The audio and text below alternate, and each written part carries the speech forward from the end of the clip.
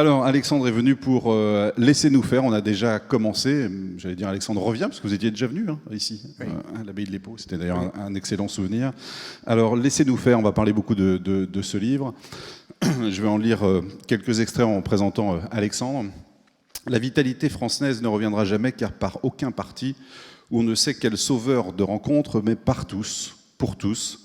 Votre conviction, Alexandre, c'est qu'il ne reste plus sur la scène nationale que les faiseux. Les faiseux, vous allez beaucoup en entendre parler ce soir, ce sont des maires, des entrepreneurs, des associations. Ils ne promettent rien, car ils sont en fait déjà engagés dans une œuvre d'intérêt général. Ils règlent des problèmes que le politique n'a pas réussi à régler, c'est l'avis en tout cas d'Alexandre. Ce sont des zèbres, parce qu'ils résonnent en dehors du cadre.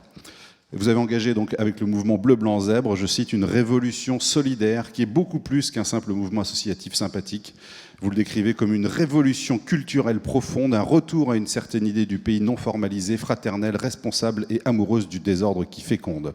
Et je rappelle qu'Alexandre, c'est un faiseux depuis maintenant plus de 15 ans, puisqu'il a créé une association dont vous avez forcément entendu parler, qui est Lire et faire lire. Des retraités, peut-être certains d'entre vous font partie de ce mouvement. Ils sont 16 000 en France, je crois, aujourd'hui. Oui. C'est extraordinaire. Et qui vont dans les écoles primaires donner le goût de la lecture aux enfants. Et maternelle. Et maternelle, pardon. 400 000 enfants concernés. C'est considérable. Et votre ambition, on y reviendra tout à l'heure, c'est évidemment que ce soit étendu à l'ensemble du territoire, à travers l'association et le mouvement Bleu-Blanc-Zèbre. Alors quelques mots d'abord, parce que si j'ai bien lu votre livre, en tout cas déjà les premières pages, je me suis rendu compte que la dernière fois qu'on vous a reçu, en fait, c'était pas le vrai Alexandre Jardin. Non. Il y avait imposture, et vous nous dites que enfin vous êtes devenu le véritable Alexandre Jardin, puisqu'il vous portiez à l'époque un masque de romancier qui, dites-vous, corrigeait le réel par écrit au lieu de le remanier. Et désormais, ce masque est tombé. Qu'est-ce qui vous est arrivé, Alexandre ? Il m'est arrivé que... Vous en avez marre. Non, le pays ne va pas bien du tout, voilà, c'est tout. Donc, il y a certains conforts personnels qui me semblent indignes. Il y a eu un déclic, en tout cas, pour vous. Oui. Deux, vous en racontez deux dans le livre. Pas mal. Mai 2013, vous êtes dans votre voiture, vous écoutez la radio. Oui. Et il y a un discours qui ne vous plaît pas, qui vous agace, qui vous met en colère. Il y a surtout eu, l'année dernière, aux élections européennes, un événement incroyable, absolument incroyable. Le Front National vire en tête, et moi je me disais, c'est pas possible que devant un événement pareil, il n'y ait pas une réaction phénoménale à l'intérieur des partis politiques, de droite, de gauche, j'attendais quelque chose, quoi, voilà. Et calme plat. Et pourquoi ? Je ne sais pas, mais ça a eu lieu.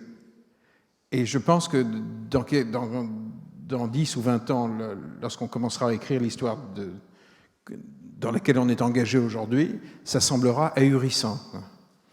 Et je me suis dit, mais ça veut dire que même quand le système est en train de complètement craquer...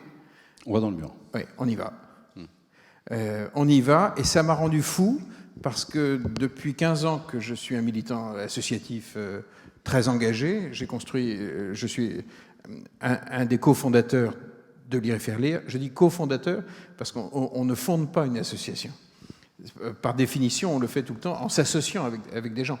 Et là, on s'était associé avec la Ligue de l'enseignement, avec l'UNAF, les associations familiales, pour étendre sur tout le territoire national une réussite locale. On était parti d'un exemple qui fonctionnait à Brest. On s'était rendu compte qu'il y avait à Brest des faiseux, qu'il y avait l'Office des retraités de Brest, qui était dirigé par un mec d'exception, qui embarquait les retraités de sa ville dans les écoles maternelles et primaires pour transmettre le plaisir de la lecture à des tout petits groupes d'enfants, 4-5. Bon. Et on se rendait compte que dans les écoles qui le faisaient, les taux d'emprunt des bibliothèques scolaires étaient multipliés par 4-5. Ce qui est normal, si vous commencez l'histoire avec les enfants, évidemment qu'ils ont envie de connaître la suite. Or, ces gens réussissaient quelque chose que nous ne parvenons pas à transmettre à la totalité de nos enfants dans le pays, c'est le plaisir de la lecture. Or, en transmettant ce virus-là, on pérennise l'acquis scolaire. Quand on dit qu'on a 20% de nos enfants qui ne maîtrisent pas l'écrit à l'entrée au collège, ce sont des enfants qui sont passés par l'école. Mais ça a glissé sur eux. Parce que l'émotion n'a jamais été associée à la lecture. Donc, à Brest, j'ai vu des gens qui avaient trouvé une solution énorme à un énorme problème français. Et ce qui est drôle, c'est qu'ils ne s'en rendaient pas compte. Ils faisaient ça dans leur coin. Ils ne se rendaient pas compte de leur importance. Et quand j'ai vu ça, je me suis dit, il faut que toute la France embarque ses retraités dans ses écoles maternelles et primaires et qu'on réussisse à devenir une immense nation de lecteurs en prenant le problème à la racine, dans les écoles maternelles, et en faisant une alliance entre les anciens et les petits.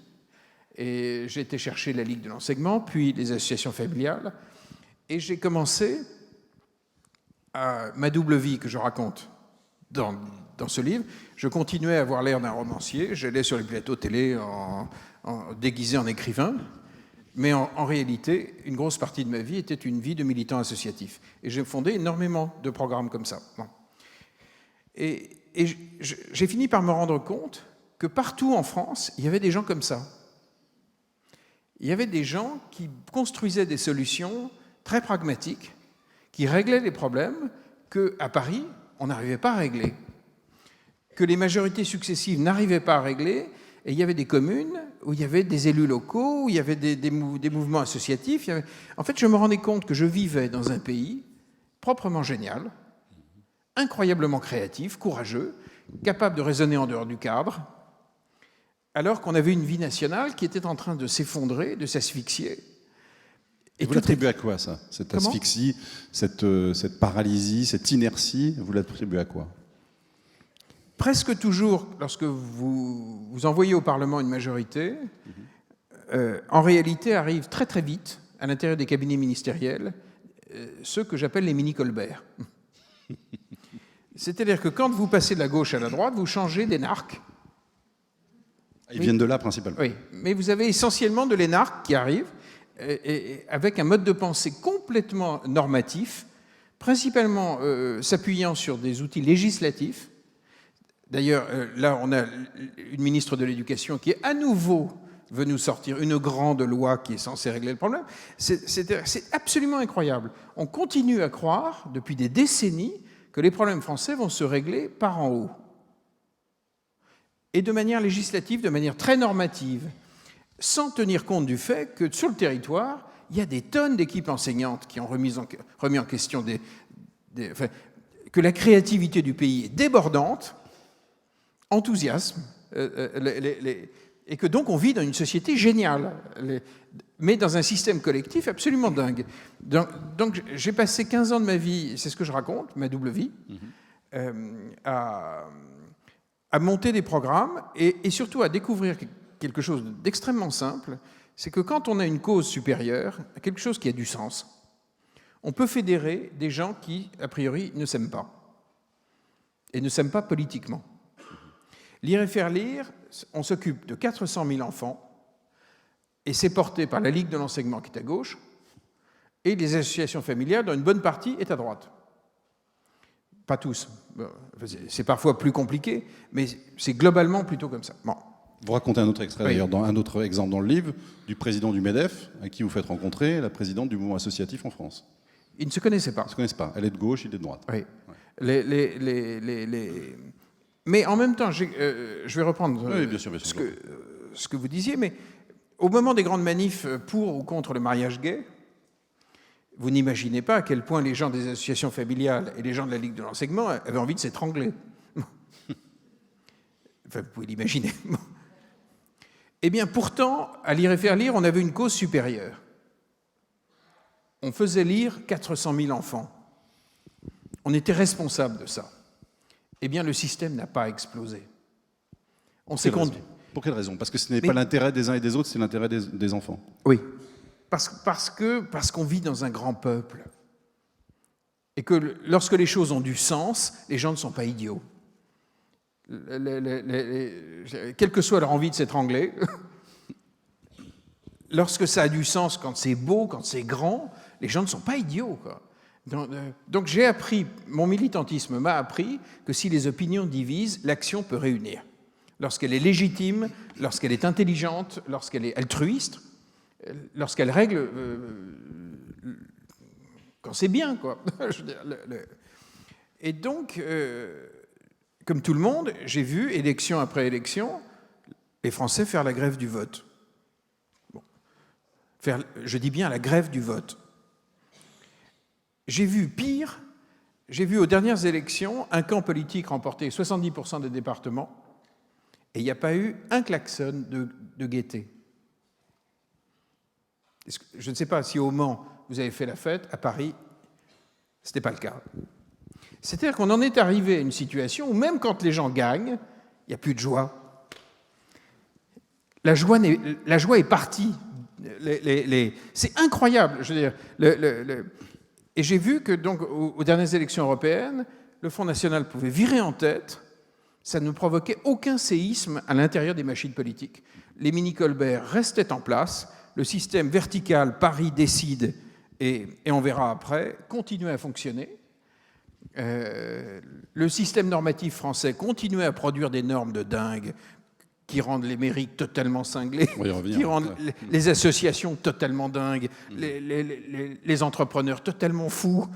Je veux dire, toute la France qui agit, sait très bien que le système normatif français est en train de devenir dingue. Mais on a laissé faire, dites-vous. Donc la faute, elle est à nous, citoyens. Voilà.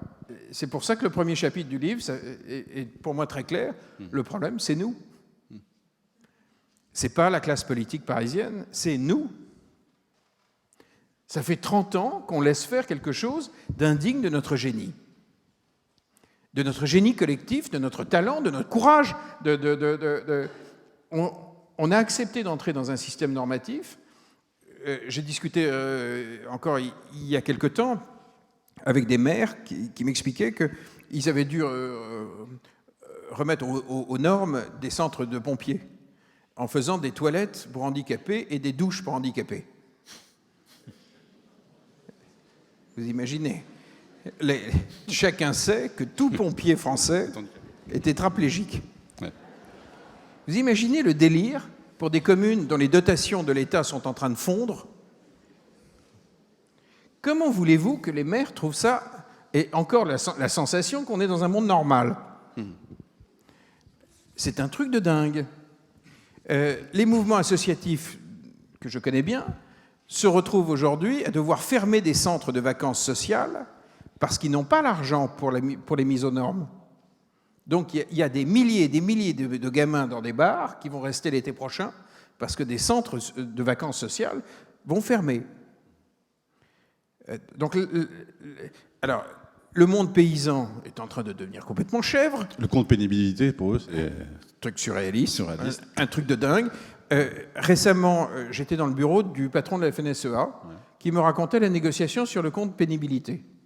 Et il se retrouve en face de Rebsamen, et il dit « Quand je suis sur un tracteur, est-ce que je vibre ?» Et le type regarde ses fiches en face, préparées par des mini-Colbert, et il dit « Ça dépend de la nature du terrain, s'il est meuble ou pas. » Vrai? Oui, je vous jure, ça s'est passé comme ça. Bon.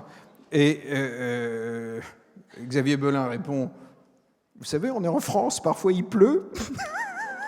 Les terrains sont parfois meubles. » Il dit « Oui, mais sur les dates de récolte. » Il dit « Vous savez, il y a des terroirs, les dates ne sont pas les mêmes. Est-ce qu'on peut connaître les dates de récolte en fonction des terroirs pour qu'on puisse appliquer la vibration ?»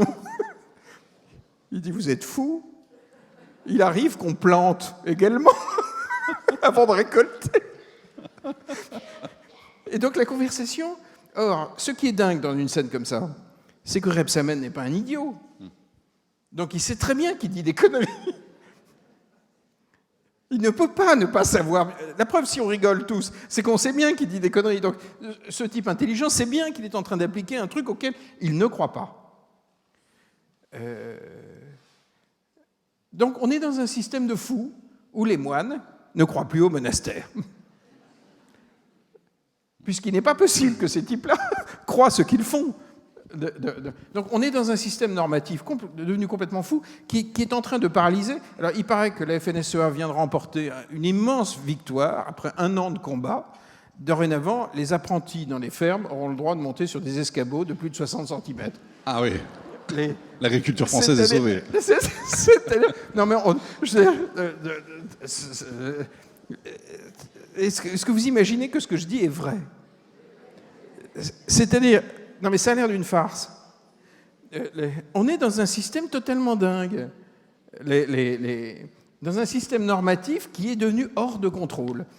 Quand j'étais adolescent, et je dis ça parce que j'ai croisé récemment, maintenant je balance tout, bon, je croise un type qui est secrétaire d'État à la simplification. J'étais à Sciences Po avec lui. Je le croise, je fais bonjour. Il arrive, il se met en face de moi, il me dit c'est foutu. Je lui dis qu'est-ce qui est foutu? Il me dit la machine administrativo-politique n'est plus contrôlable. Elle fabrique de la norme au kilomètre. Nous votons nos textes sans savoir, sans aucune étude d'impact. Le compte pénibilité n'est pas applicable par 80% des professions, mais on va continuer. Donc tout notre système est devenu absolument hors de contrôle avec une technostructure qui change, on en a une de gauche, une de droite, mais qui a rigoureusement les mêmes procédés. Et Hollande est arrivé au mois de janvier et a poussé une gueulante, c'est passé à peu près inaperçu, moi ça m'a sidéré, en disant il était scandalisé que 40% des décrets d'application des lois qui devaient sortir l'année dernière ne sont pas sortis. Ce qui est incroyable, c'est qu'il ne s'est même pas rendu compte que c'était lui le responsable. 40%. Vous imaginez que si 40% des décisions des entreprises du Mans n'étaient pas effectives l'année dernière, vous imaginez, le truc sauterait, quoi. Bon, donc on est dans la loi Macron, qui, paraît-il, est une loi importante et urgente. Vous savez quand elle sera effective, compte tenu des délais de sortie des décrets d'application? À la mi-2016. On est en pleine urgence, là. Donc tout le système vertical, il est devenu complètement barjot. C'est un entonnoir, quoi. Et comme la machinerie centrale n'arrive plus à se réformer, on envoie l'addition au territoire. Donc, effectivement, les dotations des mairies, les dotations des territoires sont en chute libre, puisqu'on n'arrive pas à contrôler le cœur du réacteur, on envoie le problème vers les territoires. Bon. Donc, vous avez un pays qui est en train d'entrer en ébullition, vous avez des révoltes successives, les unes derrière les autres. Donc il faut désobéir, dites-vous. Oui. C'est ce que vous dites désobéissez à votre propre lâcheté, soyez victorieux, nous parle là. Hein. Désobéissez aux dirigistes routiniers qui vous soumettent à une société de l'interdiction, de la non-confiance, désobéissez à tout ce qui empêche en France de respirer largement, exagérément et collectivement, désobéissez à toutes les fatalités qui conduisent inexorablement le FN à l'Élysée, etc. etc. Alors, mais il y a deux manières de désobéir. Oui. Soit on flambe tout. Oui, ça c'est la révolte, la révolution. Oui. Ouais. Mais le pays en prend le chemin. Profession après profession, soit on désobéit de manière positive, en agissant. Parce que les faiseux sont des révoltés. Oui, mais on a mis en route une révolte française, mais une révolte positive.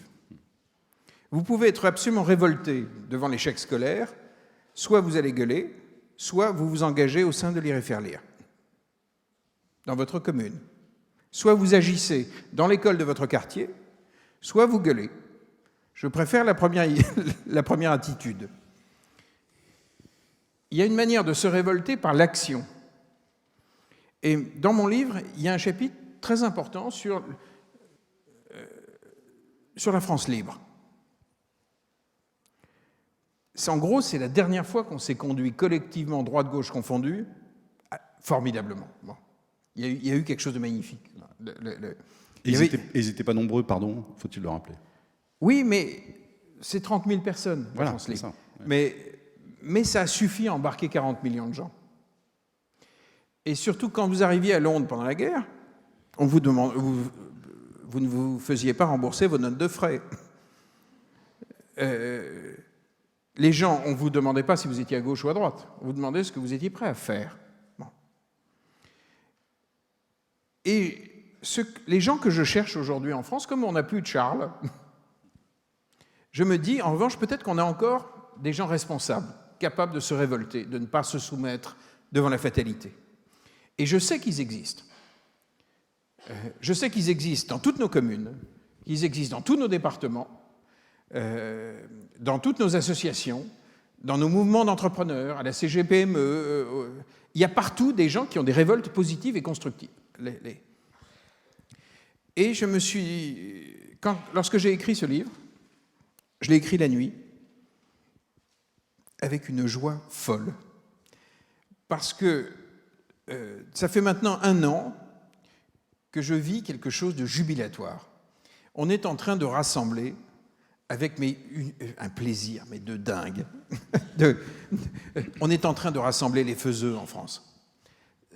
Par faiseux, je veux dire les associations, bien sûr, les élus locaux, les chefs d'entreprise. Oui, tout ce qui fabrique de la solution pour régler des problèmes d'intérêt général. Et alors que quand vous allumez la télé au journal de 20h, vous avez envie de vous flinguer, il faut avoir vraiment le moral bien accroché pour subir des journaux de 20h. Bon, en général, vous arrivez à la fin. Bon, et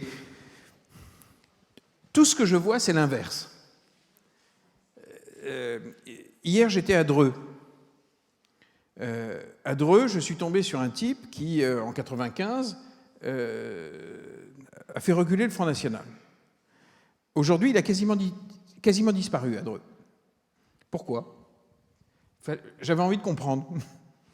Il y a un élu local absolument hors du commun qui a été le patron de l'Agence nationale de rénovation urbaine, de l'ANRU. Le gouvernement ne l'a pas laissé faire tout ce qu'il voulait faire. En fait, il avait un immense projet de cohésion sociale avec des outils extrêmement innovants. Comme à l'époque, il y avait Fadela Amara, on lui a dit de se la boucler là-dessus, et il n'a pas pu tout faire. Mais comme il est revenu à Dreux, il a fait ce qu'il voulait faire. On a vu des pratiques absolument géniales qu'il a modélisées à Dreux, qui vont rejoindre le mouvement des zèbres. On a vu également, par exemple, une femme qui mène une politique culturelle extraordinaire avec une petite entreprise. Elle utilise à Dreux tous les magasins qui sont entre deux locataires et qui sont pendant 3 semaines, 1 mois vides. Et elle a en permanence 5 galeries d'art qui utilisent les magasins et elle a monté un modèle économique.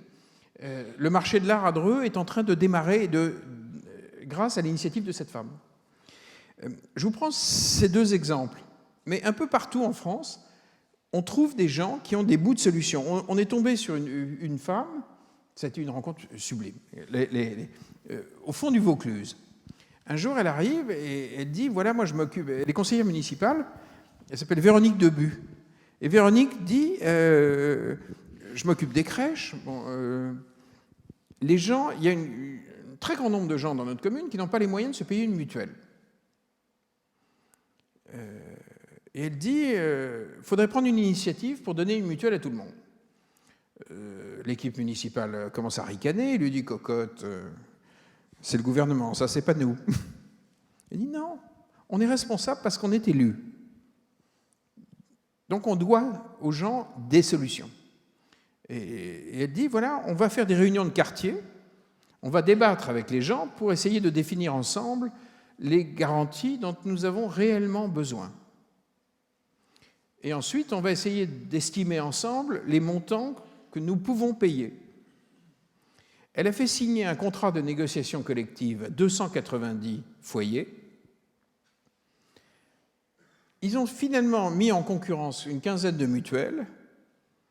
Ils ont signé avec la mutuelle d'Avignon, qui a mis une grosse condition.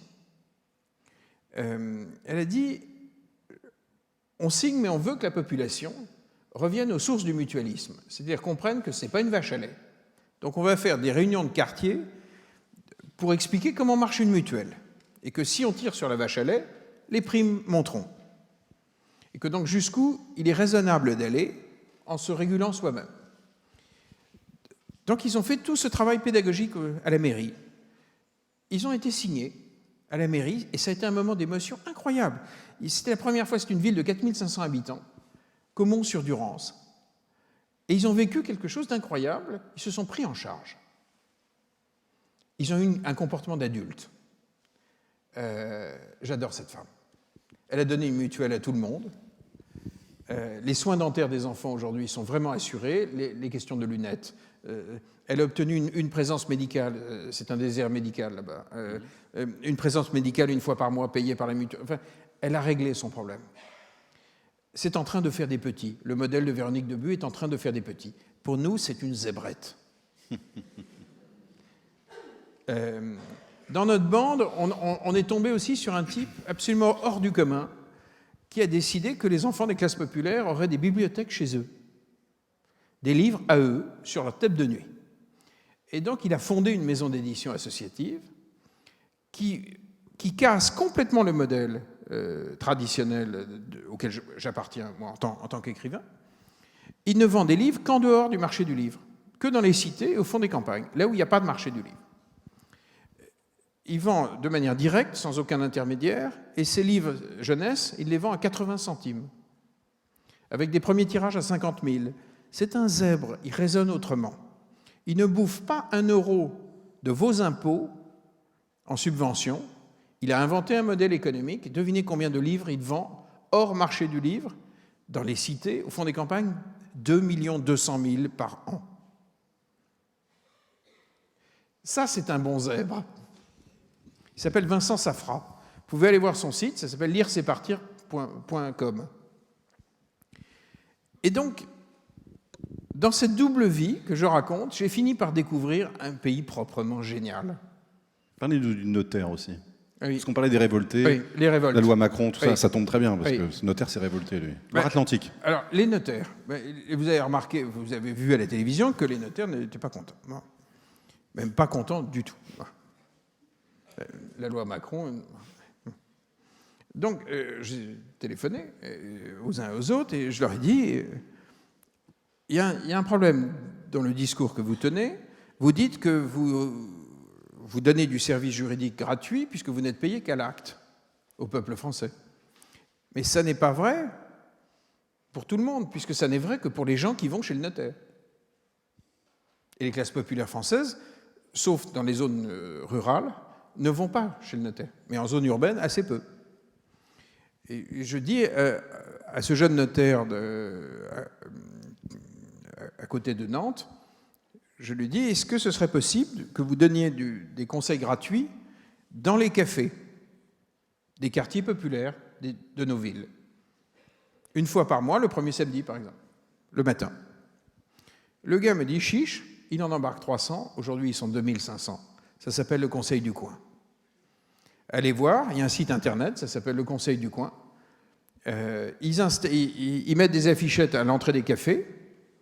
Ils font ça à Paris aussi, à Barbès, aux portes de Paris, dans les quartiers populaires.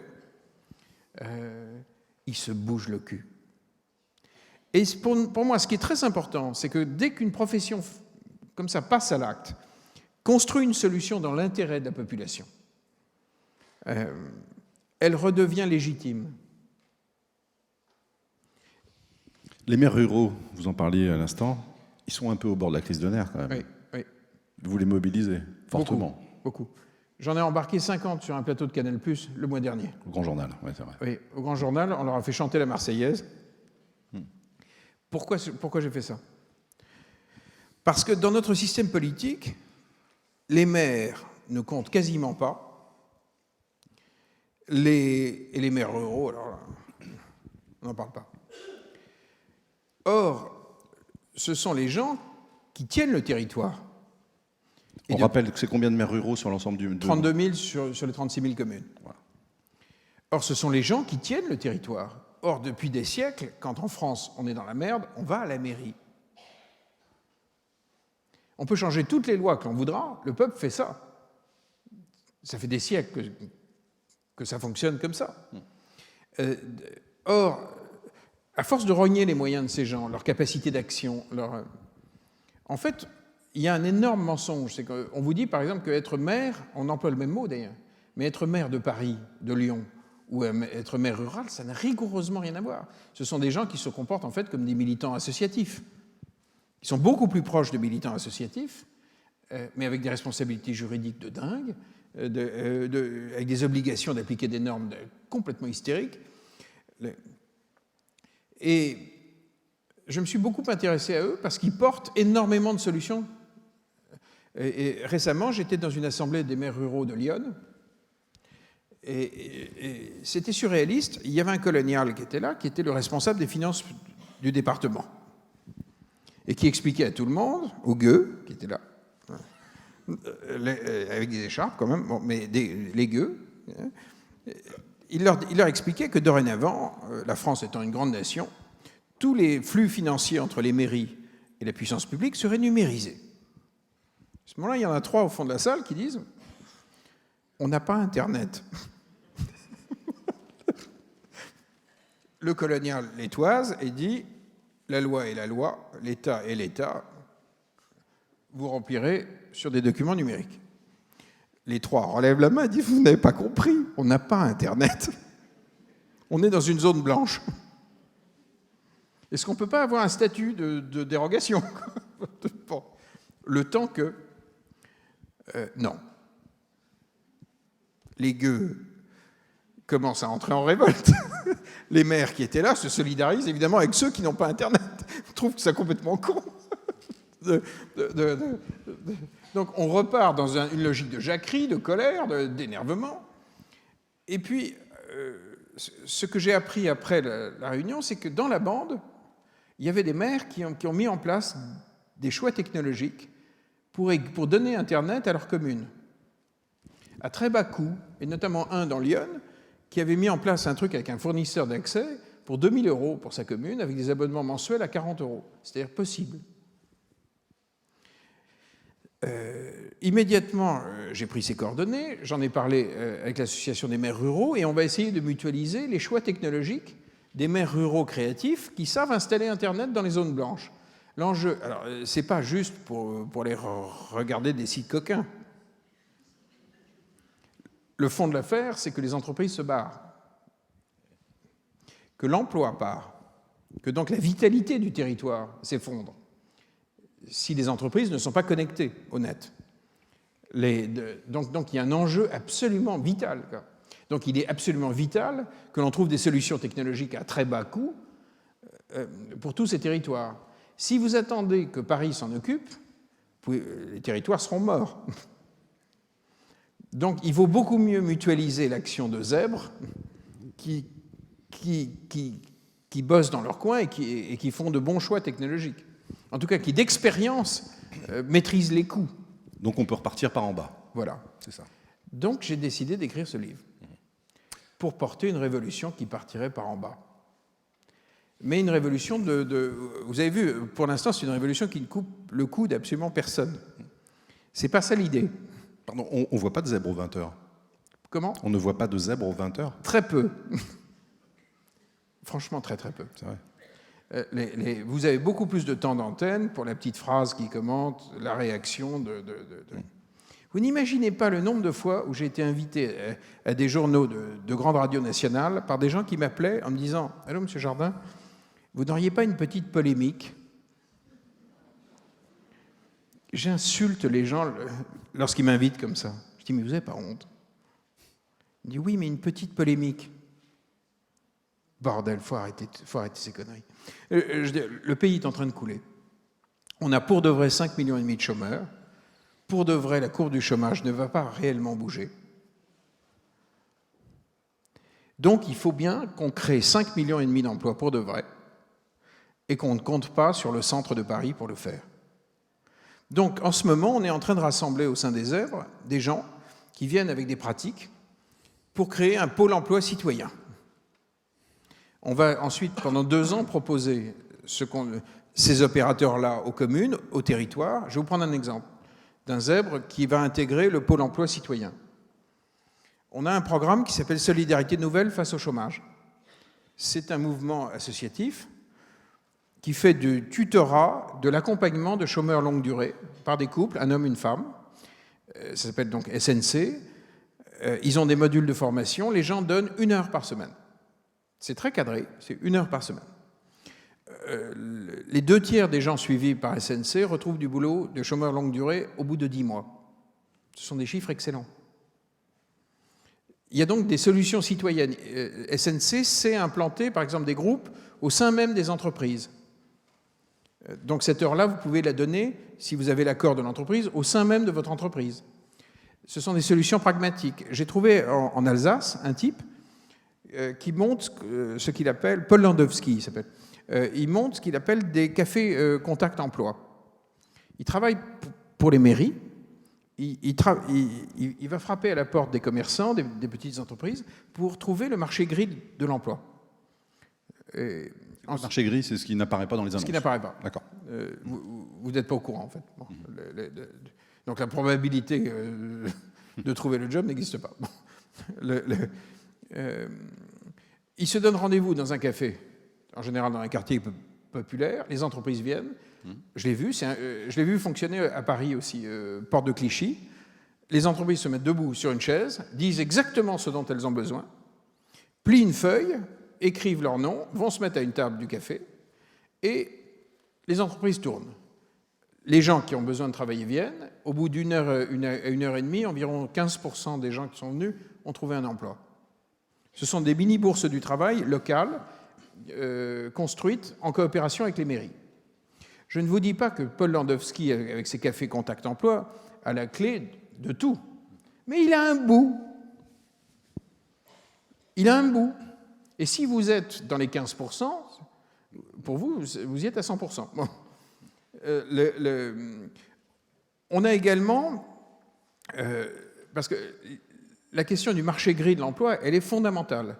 Donc, je suis tombé sur un type hors du commun qui dirige en Île-de-France la CGPME, Abdellah Medziwan, type hors du commun. Il a des équipes qui font le tour de leurs membres. Confédération générale des petites et moyennes entreprises. Oui.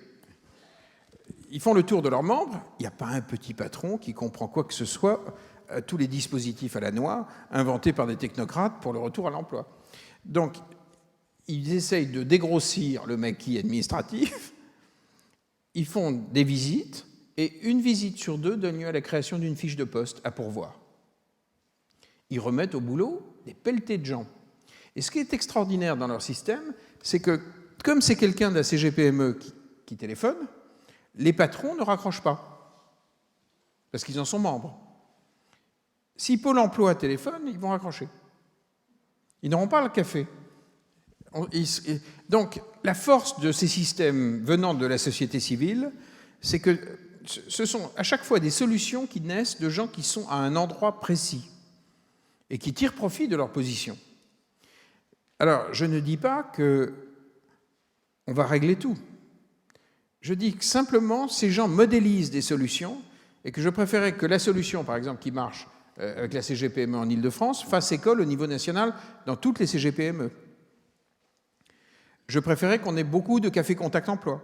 Je préférerais qu'on ait des implantations massives de SNC, etc. Donc, on est en train de... Notre tactique, en fait, c'est de créer des bouquets de solutions. Par thématique ? Par thématique. Vraiment par thématique. Par exemple, les communes n'ont plus un radis. En ce moment, pour les dotations s'effondrent. Donc, pour financer le monde associatif, c'est de plus en plus compliqué. Donc là, on est en train de créer un bouquet de solutions de financement du monde associatif. Toutes les communes, par exemple, ne savent pas utiliser des outils de crowdfunding local, parce qu'elles n'ont pas ce savoir-faire. Financement participatif. Financement participatif. Les mairies rurales ne sont absolument pas au courant de ces trucs-là, mais même des villes beaucoup plus grosses. Donc on est en train de rassembler plein d'outils. Il y a un nouveau zèbre qui nous a rejoints. C'est une entreprise qui s'appelle Microdon. C'est un outil de financement du monde associatif extraordinaire. Ils font l'arrondi. Je ne sais pas si vous l'avez déjà vécu. Vous arrivez à la caisse d'un Super U et au lieu de payer 32,50 €, vous acceptez l'arrondi. Vous payez 33. Microdon se charge de la récupération de la différence et Microdon demande aux associations concernées d'animer les caisses pour mobiliser les gens.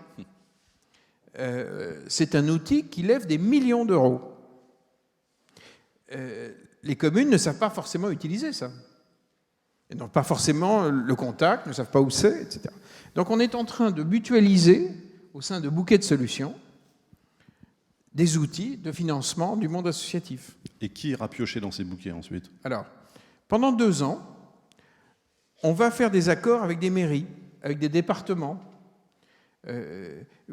Vous avez des départements qui sont très en avance sur certains sujets. Le soutien scolaire numérique, par exemple, dans le Loiret, ils ont 10 coudées d'avance.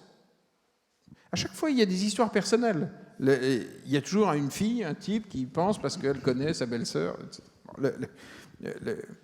Mais en tout cas, on a quasiment tout modélisé en France.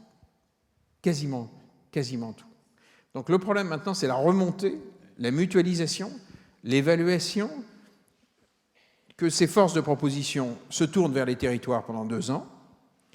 Et ce que je raconte à la fin de mon livre, c'est notre stratégie politique. On va y revenir dans un instant. Est-ce qu'il y a des zèbres dans la fonction publique? Des tonnes. Mais vous ne les verrez pas sur notre site. Si vous allez sur bleublanczèbre.fr, vous ne verrez pas de fonctionnaires. Parce qu'à chaque fois qu'on fait des réunions avec des zèbres de la fonction publique, il y a un moment où ils disent « on a des chefs, on a une hiérarchie ».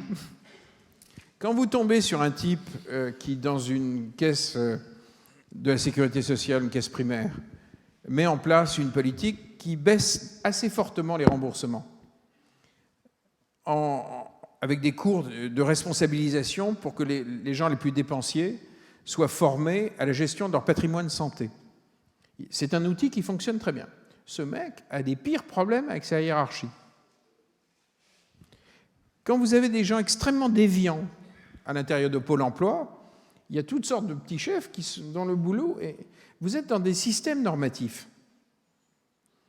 Et donc les vrais innovants, ils ont du mal. Je vais vous prendre un autre exemple.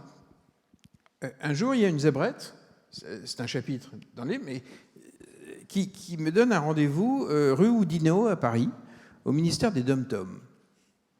Je me dis, qu'est-ce que je vais foutre là-dedans? Et alors, à 20h le soir, ministère des Dom-Tom, le ministère fermé, j'arrive, pas beaucoup de lumière, et un peu de lumière dans un bureau, et on m'emmène et je tombe sur un type qui me dit « Bonjour, le général Le Iacono ». Moi, je dis « Bonjour ». Et il me dit « Je suis un pirate ». Je lui dis « Vous êtes général ou pirate ?»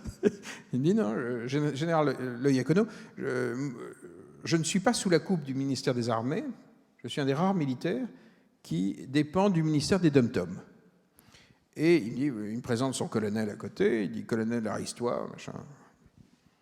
Et il m'explique que dans les Dom-Tom, le service militaire ne s'est jamais arrêté. Ce que très peu de gens savent en métropole, mais qu'il est devenu facultatif, enfin volontaire.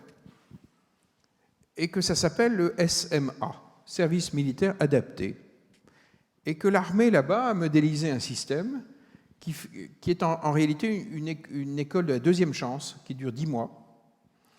Ils traitent chaque année 6 000 jeunes, un peu moins que 6 000, mais la proportion, c'est ça. 71% l'année dernière sont sortis avec un contrat de travail.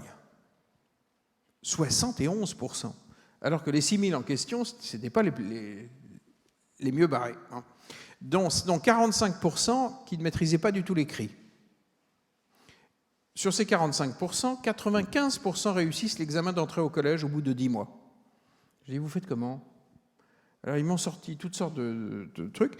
Ils m'ont dit, c'est simple, on a des jeunes qu'on ne peut pas laisser plus qu'une demi-heure devant une feuille de papier.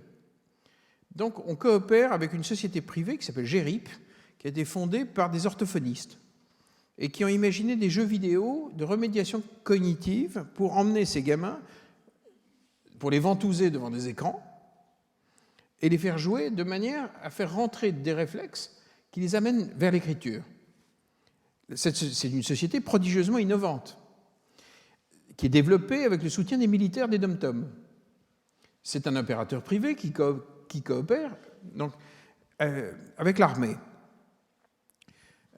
J'ai rencontré les gens de GERIP, parce que c'est un outil modélisé dans les Dom-Tom et qui pourrait être extraordinairement utile en France, compte tenu des résultats qui s'obtiennent. Et à un moment, ils me racontent tous leurs trucs. En gros, ils m'expliquent qu'on ne fait pas rentrer au SMA quasiment un môme en formation si on ne sait pas où il va. Ils sont à peu près rationnels, donc. Et à un moment, je leur dis, est-ce que vous avez un plan d'invasion de la France? Et là, les deux militaires me disent oui. Je dis, on peut envisager l'invasion de la métropole depuis les dom-toms? Et ils me disent oui. Je dis, on peut traiter combien de gamins? Ils me disent 120 000 par an. Je dis, où est le plan? Ils vont me chercher un gros dossier. Et ils me disent, voilà. Et je dis, vous l'avez vendu à qui? Et là, ils me disent, tous les présidents successifs nous ont toujours félicités. Donc j'ai couru dans Paris pour essayer d'intoxiquer l'équipe actuelle. Ça a donné, en gros, Hollande a annoncé glorieusement une expérimentation sur 3 sites. Ça fait 50 ans qu'on expérimente ça dans les dom-toms. On sait que le système marche. Et surtout, ce qui, moi, m'intéressait, c'était de savoir si c'était hors de prix ou pas. Parce qu'il y a des trucs qu'on ne peut plus se payer. Bon. Et les types me disent, ben non, parce qu'on est sous statut militaire. Donc on se fout complètement des normes, du nombre de lavabos, de toutes les conneries qui renchérissent les programmes. On livre. Donc, à un moment, je leur dis, mais est-ce qu'on peut le vendre à votre hiérarchie? Ils disent, pour l'instant, ils ne sont pas chauds, parce que comme on coupe les crédits aux militaires, ils sont en train de se recentrer sur leur mission. Donc si on leur donne des fonctions sans qu'ils aient la garantie d'avoir les moyens, je leur dis, et si un mouvement citoyen vous trouve les moyens? Et dans un bras de fer politique, est-ce que... il dit, oui, mais... Et puis à un moment, je leur dis, et si on le vendait aux gendarmes? Après tout, les gendarmes, eux, gèrent la misère du monde. Donc ils savent très très bien dans quelle zone. Bon. Donc j'ai été voir les gendarmes. Là-dessus, vous tombez sur des gens très innovants. Ils ont tout un système de repérage de leur innovation en interne. Et ils m'ont dit, oui, ça nous intéresserait. On a 29 000 personnes réservistes qu'on pourrait affecter. Je dis, vous voulez devenir zèbre? À ce moment-là, ils rigolent et ils disent, vous êtes dingue. Ça va se voir sur l'uniforme. On a des étoiles, on est vraiment généreux. On a une hiérarchie, on appartient à l'armée, on ne peut pas rejoindre un mouvement citoyen comme ça. Alors je leur ai dit, mais si on se bat pour vous? Ils nous ont dit, on aimerait bien. Si des mouvements citoyens se battent pour nous, oui. Donc les fonctionnaires, on en a des kilomètres dans nos cartons, mais ils ne sont pas sur le site. Et à un moment donné, on les réintégrera dans le mouvement citoyen qu'on est en train de porter. Voilà. Donc ça va se jouer en 2017. Alors on va parler de 2017, et vous racontez dans le bouquin que vous voulez faire l'inverse exact de ce qu'a fait Nicolas Hulot. Oui. Qu'a tenté, vous lui reconnaissez ça au moins, mais il n'a pas pris la bonne méthode. C'est facile à dire, une fois qu'on vient après. Oui. Mais Hulot, d'abord, ne parlait que d'écologie. Il ne parlait pas d'accès à l'emploi, de mieux logement, d'échecs scolaires, de formation, de financement, comment on fait grossir les PME pour qu'elles deviennent des grosses PME exportatrices. Il ne parlait pas de tout ça. Ce qui est, à mes yeux, une première erreur stratégique, parce que si vous avez une démarche globale, vous accumulez les bases sociales et vous accumulez les alliés. Alors que si vous n'avez qu'un seul combat, finalement, vous êtes assez faible en face de la technostructure française. Donc, nous, on va traiter tous les sujets avec des opérateurs qui viennent des territoires, donc des élus locaux, des entreprises et des assos. Déjà, on n'a pas la même assise, mécaniquement. Bon. Et ensuite, Hulot avait dit aux partis politiques, je ne sais pas si vous vous en souvenez, en 2007, il leur avait dit, vous signez mon pacte, et vous le faites. Nous, on va leur dire, vous signez avec les faiseux et vous nous laissez faire. Parce que si on refile le bébé aux administrations centrales, ils vont tout tuer. Les Colbert. Les mini-Colbert, ils vont tout flinguer. Parce qu'ils vont mettre ça en fiche en langage d'énarque et ils vont tuer le truc. La CGPME ne réussit son truc que parce qu'elle le pilote elle-même. Les cafés contact emploi, c'est parce que c'est géré comme ça. Si vous faites rentrer des mini-Colbert et des gens du Conseil d'État là-dedans, c'est mort.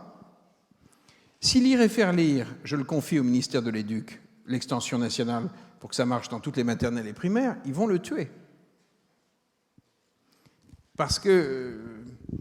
donc je veux que... Qu'est-ce qu'ils vont signer? Qu'est-ce que vous voulez qu'ils signent alors? Des contrats de mission, des délégations de services publics à nos bouquets.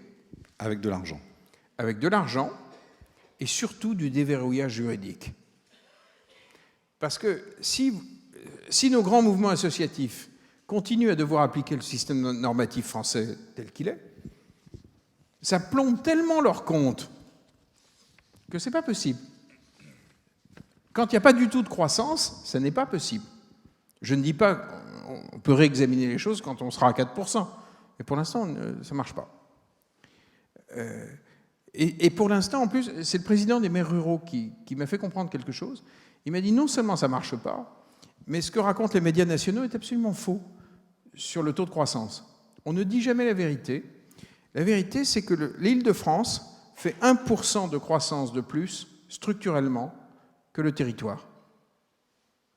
Ce qui veut dire que quand la France fait 0,5, 0,7 ou 1, le territoire, lui, est en récession. Sauf quelques points, Alsace, etc. Ce qui veut dire qu'en réalité, notre peuple est en récession. Comme tout le monde n'est pas parisien, notre peuple est en récession. Et donc, ce que je veux que l'on obtienne, c'est des transferts de pouvoir vers des gens légitimes, parce qu'ils ne promettent rien, mais qu'ils le font déjà. Vers des gens respectés, parce qu'ils le font déjà. Vers des gens qui ont ce qui manque le plus cruellement dans notre vie publique, du crédit moral. Dans notre bande, on a un mec formidable qui a monté le réseau des 300 épiceries solidaires. C'est génial. Ce type s'appelle Guillaume Babst, c'est un grand leader français. Il est parti avec ses petites mains, il a monté ce réseau-là. Vous pouvez faire vos courses quand vous êtes dans la merde, ça coûte 20% du panier, et il nourrit 1 700 000 personnes, en les respectant, sans faire l'aumône, dans un système d'échange. Il récupère tout ce qui est jeté, toute la nourriture jetée à Rungis, par exemple. Enfin, c'est un type hors du commun, quoi. Comme celui qui vend les bouquins à 80 centimes. Donc bon, vous allez voir tous les partis. Oui, droite, gauche, vous les avez centre. déjà vus? Non. Pour l'instant, vous mettez en place? Non, pour l'instant, mon livre est sorti il y a 1 mois, donc il me court au cul. J'imagine. Depuis 10 jours. Bon. Et vous dites quoi quand il vous court au cul? Continuez à regarder derrière. Que je ne veux pas les voir tant qu'on n'a pas bâti une puissance. D'accord.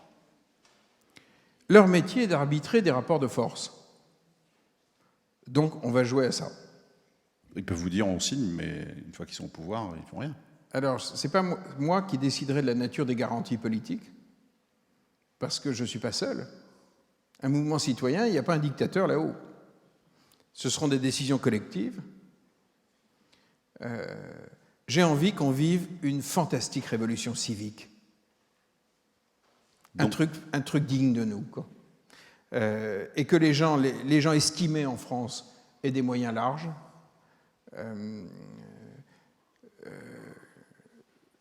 Que la droite ou le centre ou la gauche gagne.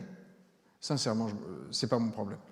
Ce que je veux, c'est qu'on devienne une nation d'adultes. Et qu'on tire profit de notre génie. Est-ce que vous imaginez, par exemple, en venant, vous me parliez de ce que vous faisiez avec les chorales, ici, au niveau des... En Sarthe. Vous imaginez le nombre de programmes bidons soutenus par Paris et le ministère de la Culture, alors que vous avez ici modélisé à très grande échelle quelque chose qui implique les territoires, qui implique les établissements. C'est évidemment ça qu'il faut exporter. C'est-à-dire qu'il faut partir du talent et du savoir-faire. Il faut arrêter d'imaginer des trucs venus d'en haut. Venus d'en haut. Et de faire comme si le pays n'avait pas déjà inventé. C'est complètement idiot. Donc on va essayer d'inverser la vapeur et de refaire de la joie un vrai mot français. Et si ça ne se passe pas comme vous voulez? On va gagner. Donc vous êtes candidat, vous pouvez être candidat, non. en tout cas Bleu Blanc Zeb peut être candidat? Alors, possible? quand je dis on va gagner, normalement, un mouvement politique, c'est fait pour prendre des postes. Ça n'est pas notre problème. Mon problème, c'est de transférer du pouvoir vers des gens formidables, vers des élus locaux exemplaires. Or, dans le système, si on laisse fonctionner le système habituel, en France, une collectivité territoriale n'a pas vocation, n'est pas construite, n'est même pas juridiquement construite pour porter un programme national. Ça ne marche pas comme ça dans notre système. Les mini-Colbert ont imaginé un système où chacun doit rester à sa place. Les Sartois en Sarthe. Il n'est pas question que la Sarthe prenne le leadership national sur un sujet. Ils gardent la main dans leur système. Donc, ou bien on obtient un accord avec la gauche et la droite et le centre, ou on n'obtient pas d'accord, et moi ou l'un d'entre nous ira à l'élection présidentielle. Mais c'est la seule phrase dans mon livre qui est soulignée. Si on doit faire ça, ça sera le signe de notre échec. Mais on s'y prépare. Pas parce qu'on le souhaite. Ce n'est pas le but. Ça ne nous pose aucun problème que les partis conservent les ministères. Mais ce qu'on veut, c'est qu'on nous laisse faire. Je veux vraiment qu'à partir de 2017, il y ait du lire et faire lire dans toutes vos écoles maternelles et primaires. Donc concrètement, vous allez dire quoi pour l'éducation nationale? Vous allez dire quoi aux candidats? Vous allez lui dire, voilà. Alors, en ce moment, on est en train de regrouper au sein du bouquet éducation du lire et faire lire, du JUP de co. Par exemple, on est en train d'étudier d'assez près ce qui se fait dans le département du Loiret. En termes de tutorat numérique, c'est assez exemplaire ce qu'ils font. On est en train de se demander si le Loiret ne pourrait pas prendre un leadership national sur cette question-là, au sein du bouquet d'éducation. Pas parce qu'un crâne d'œuf l'a décidé ou une commission, mais tout simplement parce qu'ils le font. Ils le font à très très grande échelle. Ça veut dire que vous allez demander aux candidats quand même des financements pour ces collectivités. Oui. Mais qu'il n'y a pas aujourd'hui. Ou alors ils ne sont pas mis au bon endroit. Alors, pour lancer cette révolution solidaire et civique, le deal financier que l'on proposera, c'est tout le monde sait très bien qu'on a 2000 milliards de dettes. Bon. On ne peut pas passer à 3000 milliards. Bon, donc en revanche, en ce moment, on est dans un système où l'absence de réforme réelle du haut de l'État fait qu'on renvoie la note au territoire. C'est ça qui a lieu. Bon, nous, on veut l'inverse. C'est-à-dire que si on doit couper 100 milliards, je veux qu'on en renvoie 2 au faiseux.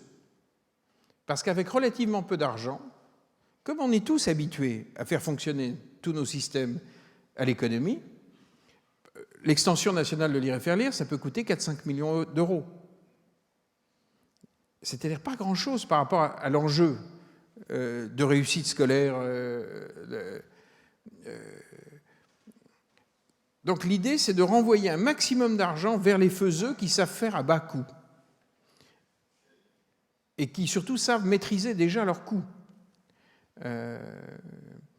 Donc de renvoyer... Or, en ce moment, tout est fait absolument à l'envers. En gros, de parier sur les territoires et sur la mutualisation des savoir-faire venant de la France. Voilà, vous dites, tiens, j'étais venu écouter un type qui écrit des romans d'amour. Qu'est-ce qui lui prend? C'est pour ça que j'ai écrit ce livre, pour tomber le masque. Et aussi parce qu'il y a dans le livre quelque chose qui me frappe beaucoup chez tous les faiseux que je croise. Le type qui nourrit 1 700 000 personnes, la fille qui fait des mutuelles. Ce sont tous des gens qui ont des parcours personnels très particuliers. Et c'est vrai que moi, je ne me suis pas mis à raisonner comme ça parce que... Je me suis mis à raisonner comme ça parce que j'ai une histoire, comme tous les zèbres. Votre père? Oui. Ouais. Qui m'a appris à raisonner en dehors du cadre. Il n'était pas franchement tranquille, mon papa. Non. Il était même assez Imaginez votre vie sans la peur. Qu'est-ce qui vous arrivera ce soir si vous supprimez toute peur? Vous vous apercevez juste que la pédale de l'accélérateur est à côté de celle du frein. Papa, c'était ça. Donc j'ai grandi dans un monde comme ça. Par exemple, par quel type de geste? Par les gestes, c'est pas par les mots Oui. qui vous le Ah non, montraient. c'était par les actes. Par les actes. J'arrivais dans un dîner avec lui, il était tout à fait séduit par la maîtresse de maison, il en informait immédiatement le mari. En ajoutant qu'il allait embarquer la dame avant la fin du repas. Ce qui crée une certaine électricité.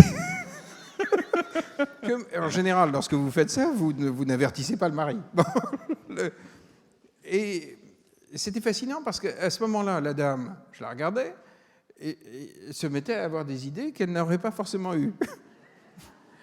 Le mari riait. Si ça vous arrive, vous ne pouvez même pas penser que c'est vrai. Ça n'arrive jamais comme ça. Et papa embarquait la dame à la fin du repas. Il avait une espèce de capacité à perturber en permanence la vie. Vous racontez cette anecdote d'échec qui est incroyable, Oui. Qui est à peine croyable. Oui. Oui, mais il vivait comme ça. Mais c'est un chapitre très fondamental parce qu'il m'a appris à vivre autrement et avoir le goût des zèbres, des gens qui fonctionnent autrement. Quand papa trouvait que l'ambiance, que la vie manquait de piment, il faisait un truc extraordinaire. Il arrêtait sa voiture. On avait une maison en Seine-et-Marne et le dimanche matin, il y avait souvent des coups de mou. Il trouvait que ça manquait de... Et il arrêtait sa voiture devant des cabines téléphoniques en rase campagne ou dans les villages et il sortait son chéquier, il signait un chèque en blanc, pas de montant, pas d'ordre. Il allait dans la cabine et il y avait des bottins quand j'étais petit. Il glissait le chèque dans un bottin et il revenait et me disait « Tu vois mon chéri, si quelqu'un trouve le chèque, on est ruiné. » Et il redémarrait la voiture. Et on partait faire les courses. Évidemment, à ce moment-là, vous avez le cœur qui... vous dites, merde, papa, fais marche arrière. Et il me disait, tu vas voir. On est potentiellement ruiné, mais ça n'arrivera pas. C'est-à-dire, quand il échouait, parce que ça lui arrivait, il faisait quoi? Il ne raisonnait pas comme nous. On est tous retenus par la peur. Ouais. Et c'est vrai que quand j'ai décidé d'entrer dans ce combat politique, pas classique, pas classique, à un moment, j'ai accepté mon héritage. C'est-à-dire que je me suis dit, on va arrêter d'avoir peur. Vous l'aviez en vous, parce que vous avez écrit à votre père quand vous aviez quel âge? 15, 16 ans? Oui, 15 ans, juste avant sa mort. C'est magnifique ce que vous racontez d'ailleurs. Vous lui avez dit, je m'occuperai de la France. Oui. Oui. Qu'est-ce qu'il vous a répondu? Il a convoqué... mais il ne raisonnait pas comme la plupart des gens. Il a convoqué ses amis, il a lu la lettre et son principal souci, c'était la date. Et puis il est mort.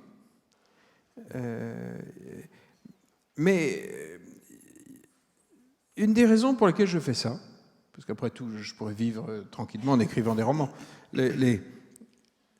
c'est que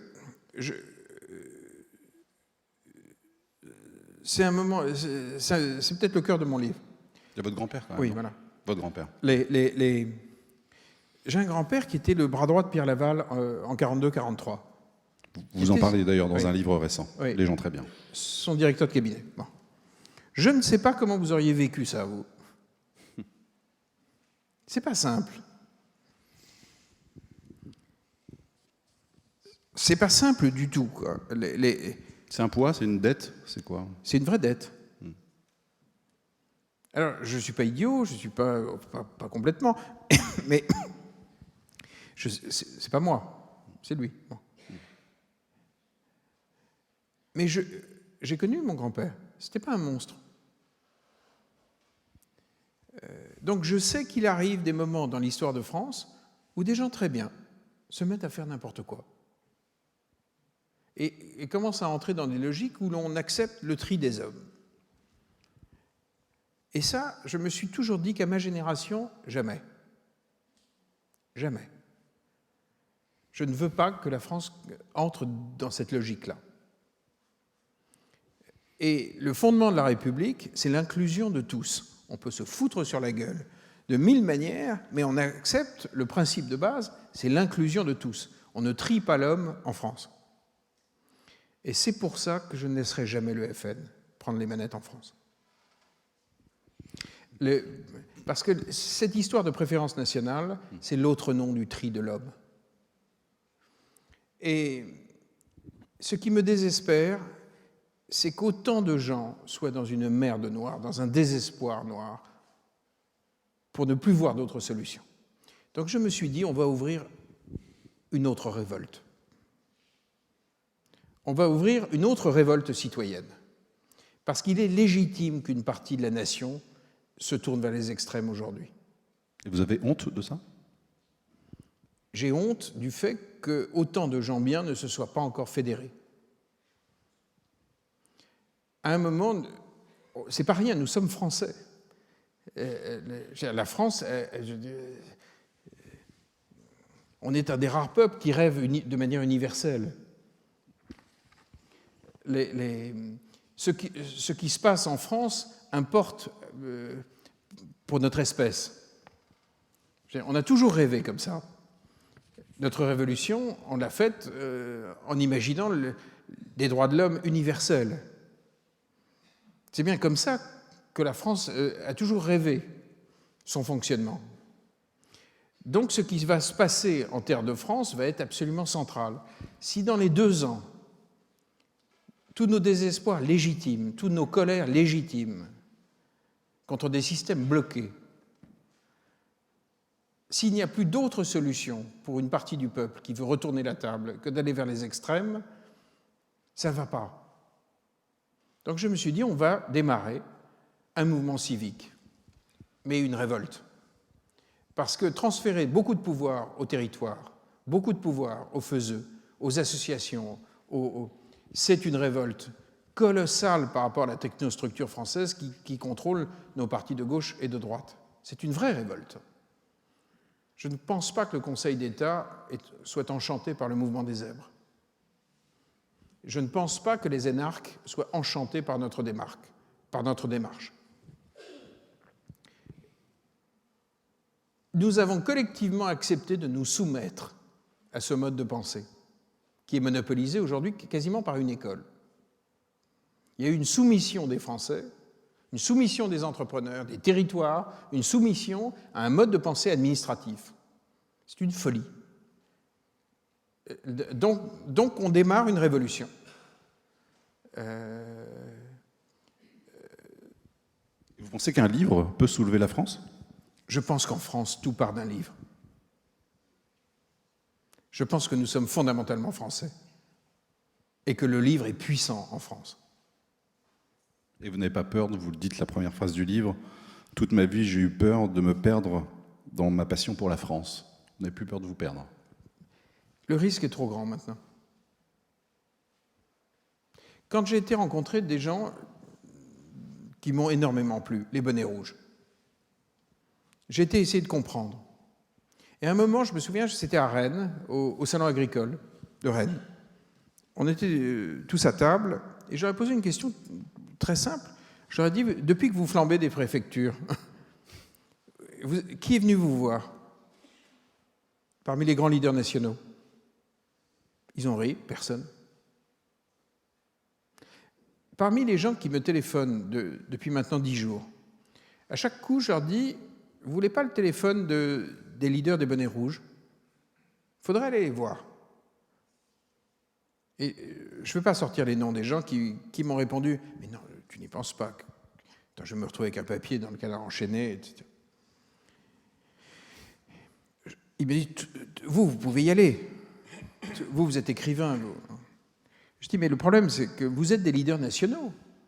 Vous devez pouvoir parler à toutes les révoltes françaises. Je dis, vous avez peur physiquement? Vous avez peur de... Quel est le problème? La marmite, en ce moment, je parlais récemment avec une journaliste du journal Le Parisien. Bon. En Île-de-France, ils ont énormément de localiers. Bon. On fait l'interview, puis fin de l'interview, et je lui dis, vous pensez quoi? On pense que ça va péter. Bon. Nous, on sait à peu près ce qui se passe en Île-de-France. Oui, on pense qu'on est dans une période d'une société qui...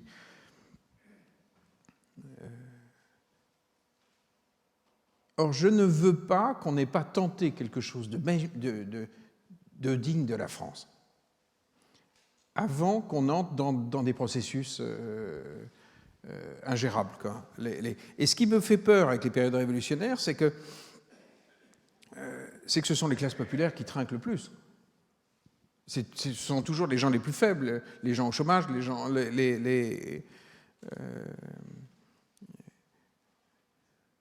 J'ai envie... Et puis attention, quoi. C'est-à-dire que j'en ai marre de vivre dans un pays dépressif. J'en ai ras-le-bol. J'ai envie de vivre une grande époque. J'ai vraiment envie qu'on revive une immense époque en France. Si encore on était un peuple de nuls, pourquoi pas? Mais c'est pas vrai, quoi.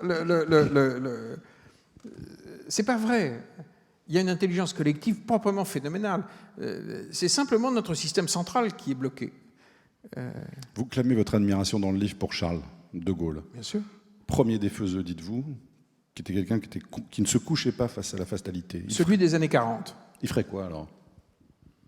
Je ne sais pas, mais... Dans une France comme aujourd'hui. C'est difficile de faire parler les morts. Mais, bien sûr. Mais ce qui me touche infiniment chez cet homme, c'est l'homme des années 40. Le rebelle.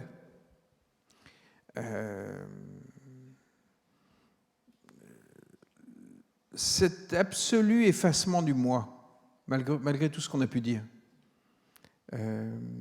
J'ai été extrêmement choqué par la tirade de Hollande. Moi, président, moi.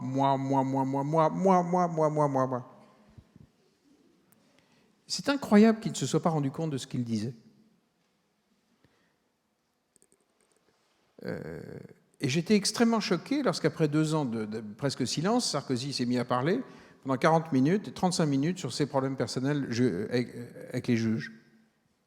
Et pendant qu'il parlait, je me suis dit, mais bordel, Charles de Gaulle était condamné à mort, on l'avait spolié de tous ses biens, on lui avait supprimé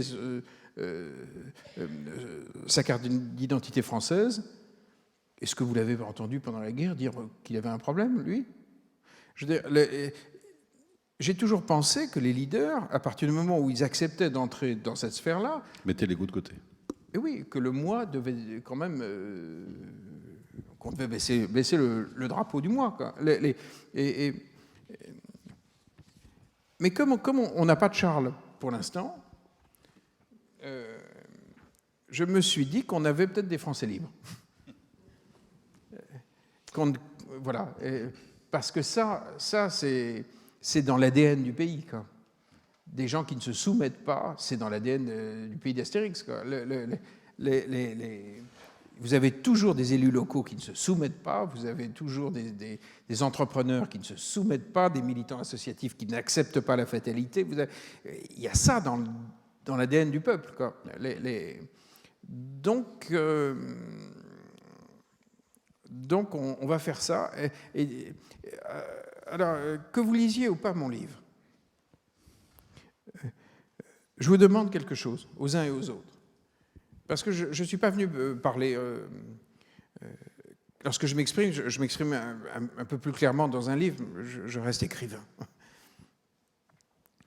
Mais je suis venu vous demander personnellement, individuellement, si vous êtes maire, si vous êtes élu local, et que vous maîtrisez un sujet, que vous êtes sûr de vous, que vous vous battez depuis longtemps sur un sujet et que vous avez mis en place des vraies solutions, venez sur le site bleublanczeb.fr. Partagez avec nous ce que vous savez faire. Le pays en a besoin. Si vous n'êtes pas maire, mais que vous avez vu un maire génial, dénoncez-le. On a besoin de mutualiser les stratégies. Je vais vous prendre un exemple très con, mais qui n'est pas con du tout. Le maire de La Châtre, un peu loin d'ici, a mis en place un système, zone rurale.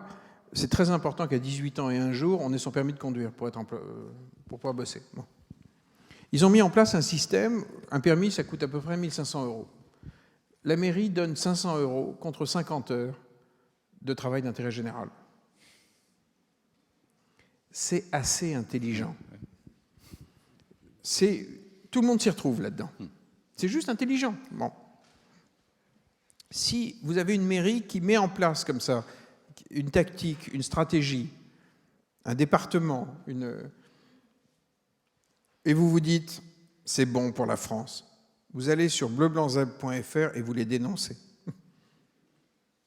On a besoin de pouvoir contacter ces gens-là. On a besoin de pouvoir les incorporer au sein de nos bouquets. On a besoin de pouvoir défendre ces gens-là. Alors, je parle des mairies, mais pareil pour les mouvements d'entrepreneurs. Les associations. Oui, peu importe la forme juridique, on s'en fout. Mais aidez-nous dans ce travail de repérage. Et si vous allez sur le site, vous verrez que tous nos zèbres proposent aux citoyens de les aider. Soit en 1 minute, soit 1 heure, soit 1 jour. Mais lire et faire lire, ceux qui sont à la retraite peuvent le faire demain. Soit on gueule devant sa télé et on déplore l'effondrement du niveau scolaire, soit on se bouge le cul. Il y a des bénévoles de faire lire et faire lire dans la salle? Oui, il y en a. Voilà. Ils se bougent le cul. Mais pour moi, c'est un acte politique énorme, pas au sens partisan, mais c'est un acte pour la communauté, absolument magnifique, de transmettre le plaisir de la lecture à un petit. Quoi. Et puis en plus, lire et faire lire, c'est aussi un programme d'intégration. Parce que lorsqu'on implante lire et faire lire dans un quartier où il y a des enfants issus de l'immigration, ces enfants n'aimeront jamais la France à 5 ans, à 4 ans. Ils aimeront une dame à qui ils feront des dessins. Et puis elle mettra les dessins sur son frigo et peut-être qu'elle regardera autrement le gamin. Et il faut bien qu'on mette en place des programmes d'intégration tendres, affectifs, quand. Par de l'échange, par du partage. Et lire et faire lire, c'est un énorme programme d'intégration des nouveaux Français, mais tendre. Je me souviens, récemment, il y avait une réunion avec les gens de lire et faire lire des Hauts-de-Seine. Et on a beaucoup de bénévoles qui viennent de Neuilly et qui vont à Nanterre. Et il y a une dame qui arrive, très bien mise, et qui me dit « Bon, il faut que je vous dise la vérité. Ils sont un peu colorés. Mais comme ils sont mignons !» Parce qu'elle était repartie avec ses dessins. Et qu'elle n'avait pas prévu qu'en s'engageant, elle allait être aimée. Elle n'avait pas prévu. Elle pensait qu'elle venait juste transmettre le plaisir de la lecture. Et en fait, il y a des échanges affectifs gigantesques autour de ces moments partagés de lecture. Mais passer à l'acte, soit donc en nous désignant, en nous montrant, soit rejoignez ces programmes-là, soit venez avec vos programmes. Si vous êtes membre d'une association qui a une partie de la réponse à des problèmes français énormes, si, par exemple, on a un vrai problème, on a trop de PME, trop petites, insuffisamment exportatrices. S'il y a un groupement ici d'entrepreneurs qui savent comment accompagner, faire grossir la taille de nos PME, ça nous intéresse. C'est un outil de puissance dont la France a besoin. Donc, on cherche tout ça. Est-ce qu'il y a des questions ou des expressions ce soir? Parce qu'a dit Alexandre Jardin, dans un silence de dortoir des moines. Vous avez vu la tension qu'il y avait ce soir? C'est assez rare.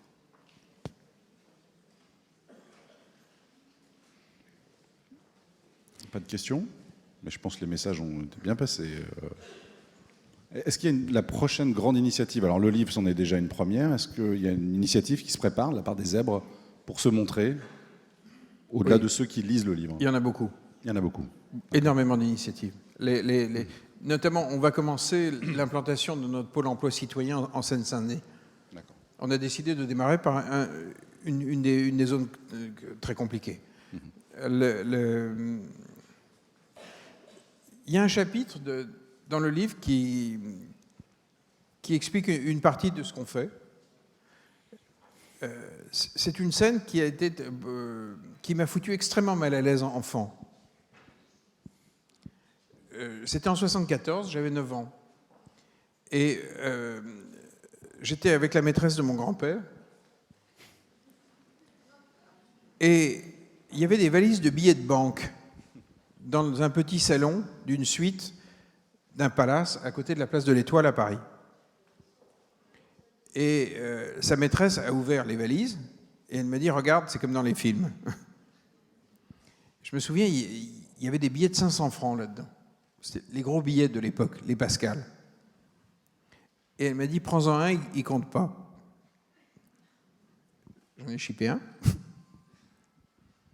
Et je lui ai demandé pour qui c'était. C'était pour nous? Il m'a dit non, c'est pas pour nous. C'est pour Robert. J'ai dit Robert, pourquoi Robert? Elle me dit grand-père, elle l'appelait grand-père alors qu'elle était sa maîtresse. Mais elle me dit grand-père donne ça à Robert aujourd'hui. Et je vois arriver le frère de François Mitterrand. Et on me met dans la pièce à côté, c'était une suite, dans la chambre avec sa maîtresse, et Robert reste avec mon grand-père, et évidemment prendre les valises. Bon. Je n'étais pas un grand expert à 9 ans en politique, mais comme le Robert avait exactement la tronche de son frère. Et les frères Mitterrand, ils se ressemblaient énormément. Bon. Et il y avait des affiches de Mitterrand partout dans la rue. Donc c'était impossible de ne pas voir où allaient les billets de banque. Bon. Et je demande, elle s'appelait Zouzou. Et je dis à Zouzou, et je lui dis, mais je croyais que grand-père était à droite. Elle me dit, on donne aussi à la droite. Et je dis, mais ça vient d'où les billets? Elle me dit, au bout de la rue, là. C'est Ambroise qui va chercher. C'est la Fédération du bâtiment. Elle me dit, ils ont plein de billets. Et là, vous avez 9 ans, vous êtes dans une chambre d'hôtel, et vous comprenez que votre grand-père donne des valises de billets à un camp politique qui n'est pas le sien, et qu'il fait pareil avec son camp politique. Et vous comprenez que ça passe entre les mains de votre grand-père. Et là, vous vous dites, quand même, les adultes déconnent. Il y a un truc qui ne va pas. Et c'est vrai qu'enfant, j'étais habitué à voir des trucs que normalement on ne voit pas. Et ensuite, j'ai harcelé Zouzou et je lui dis, mais il donne à Giscard? Elle dit oui. Je dis, mais ça se passe comment? Est-ce qu'il recompte sur le tapis dans le bureau? Elle m'a dit, non, ça ne se passe pas du tout comme ça. Et donc, enfant, je posais des questions comme ça, des questions de gosse, quoi. Mais je voyais que les adultes déconnaient. Qu'il y avait quelque chose qui n'allait pas. Et du coup, j'ai toujours eu beaucoup de mal à croire aux jeux apparents. Et ça m'a rendu absolument allergique à ça. Mais positivement allergique. En fait, c'est des scènes très violentes. Quand les enfants voient que les adultes déconnent à plein tube. Voilà. Donc ça m'a donné le goût de ce qui est de l'air frais. Vous dites que vous êtes pour le retour du politique, pas de la politique. Oui. Oui, c'est pas la même chose. C'est pas pareil. Ouais. Je ne dis pas qu'il ne faut pas de la politique. Évidemment qu'il en faut. Mais en tout cas, moi, j'ai pas envie d'en faire moi. Voilà. Chacun a sa folie. Et j'ai le plus grand respect pour tous les élus locaux incroyablement talentueux que l'on embarque. Qui font du politique. Oui. Oui, ils font beaucoup plus du politique. Exactement. Ils règlent des problèmes. D'abord, ils sont à portée de baffe. Ben oui, un élu local, on le voit. Physiquement, on le voit. Dernière question, Alexandre. Le succès vous accompagne depuis 30 ans. Vous dites dans le livre, aujourd'hui, je me sens plus jeune et moins fuyant. Est-ce que vous diriez que vous n'avez jamais été aussi heureux qu'aujourd'hui, alors que pourtant ce soir, on a compris pourtant que vous aviez un ton assez grave parfois. Est-ce que vous n'avez jamais été aussi heureux, vous, Alexandre Jardin? Jamais. Jamais? Jamais. Jamais, parce que ce qui rend heureux, c'est pas d'avoir des problèmes. On peut avoir des problèmes et être heureux. Ce qui est jubilatoire, c'est de vivre au milieu de gens qui ont des solutions.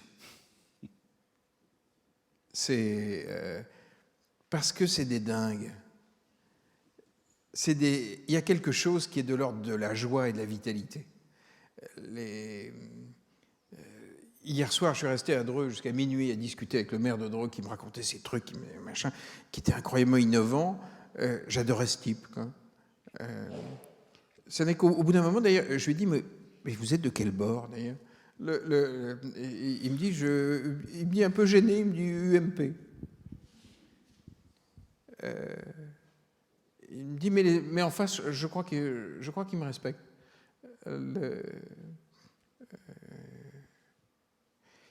Je n'ai jamais été aussi heureux de voir des gens comme ça.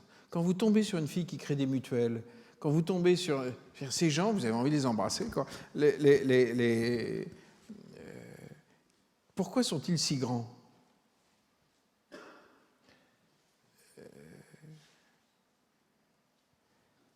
Voilà, donc si vous aimez vivre comme ça, si vous vivez hors cadre, si vous voyez des gens qui vivent hors cadre, vous nous les envoyez. Et puis on va vivre une époque formidable. Voilà. Votez bleu, blanc, zèbre. Merci beaucoup. Non. Merci, Alexandre.